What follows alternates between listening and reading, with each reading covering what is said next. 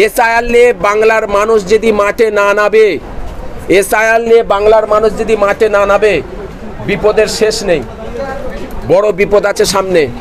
মুখ্যমন্ত্রী যেমন রাস্তায় নেমেছে, কলকাতায় নেমেছে, আরো দল আছে তারাও নামুক, সিপিএম নামুক, কংগ্রেস নামুক, আইএসএফ নামুক, যত দল আছে সবাই অনশন করুক কলকাতায়, তাহলেই জানতে পারা যাবে বাংলার মানুষ, বাংলার মানুষের পাশে কোন দল আছে।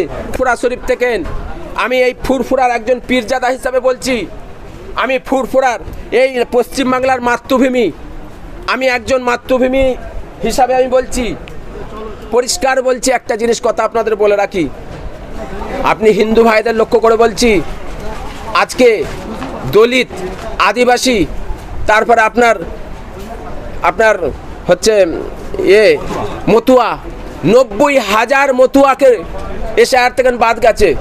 কোথায় গেল? জুমলাবাজিটা কতদিন বাংলার মানুষের সাথে করবে? ভারতবর্ষের সাধারণ মানুষের সাথে জুমলাবাজি সরকার কতদিন করবে? একবার বলছে হিন্দু ভাইদের বলছে যে কি বলছে যে হিন্দুদের কোনো ভয় নেই, তাই হিন্দুদের ভয় নেই বলে তাহলে এসআইআর থেকে নাম কেন বাদ গেল? মুসলমানদের তো নাম টার্গেট নিয়ে বন্ধ করেছে, সবচেয়ে বেশি এসআইআর থেকে নাম বাদ দিয়েছে মুসলমানদের, পশ্চিমবাংলায় মুসলমানদের বাদ দিয়েছে, কিন্তু তার সাথে সাথে হিন্দু ভাইদেরও নাম বাদ গেছে। একটা গ্রামে যদি একটা হিন্দু ভাই যদি মারা যায়, সেই পুরো গ্রাম শোক করে, সেই গ্রামে যদি একটা গ্রামে হিন্দু ভাইয়ের যদি এসআইআর থেকে নাম বাদ যায়, তাহলে সেই গ্রামটা কি করতে পারে, কি হতে পারে? হুঁশিয়ার হতে চাইছি। আমি মাননীয় মুখ্যমন্ত্রীকে ধন্যবাদ জানাচ্ছি, পশ্চিমবাংলার মাননীয় মুখ্যমন্ত্রীকে ধন্যবাদ জানাচ্ছি যে তিনি কলকাতার মধ্যে বাংলার মানুষের জন্য অনশন করেছেন, বসেছেন।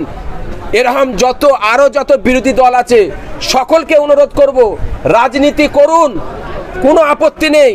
এই মুহূর্তে এসআইআর নিয়ে সবাই এক জায়গায় হন। মুখ্যমন্ত্রী যেমন রাস্তায় নেমেছে, কলকাতায় নেমেছে, আরো দল আছে তারাও নামুক, সিপিএম নামুক, কংগ্রেস নামুক, আইএসএফ নামুক, যত দল আছে সবাই অনশন করুক কলকাতায়, তাহলেই জানতে পারা যাবে বাংলার মানুষ, বাংলার মানুষের পাশে কোন দল আছে, কারা আছে। সকলকে এখন এক জায়গায় হতে হবে।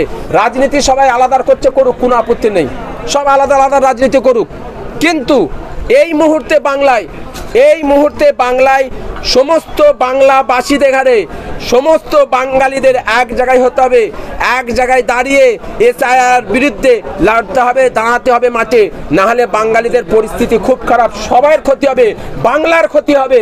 বাংলাকে বাঁচাতে হবে, আমাদের সকলকে বাংলা ভাষীকে বাঁচাতে হবে।